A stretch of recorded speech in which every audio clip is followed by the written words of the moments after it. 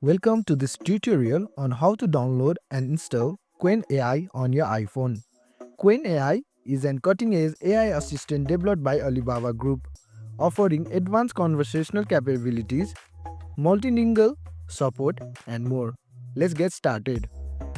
At first, you have to locate your App Store icon on your home screen. Tap on the App Store and launch it. And you have to be on the search interface. Once you are in the search interface, tap onto the search bar and type Qwen AI. In pop-up, you can see Qwen 2.5, which is the latest version of Qwen. So tap on it.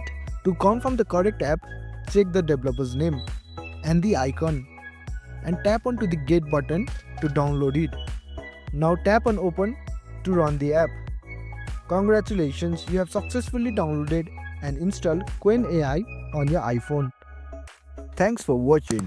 If you found this helpful, give it a thumbs up and consider subscribing for more tutorials. Drop a comment if you have question or suggestion for future videos. And don't forget to check out our playlist. See you in the next one.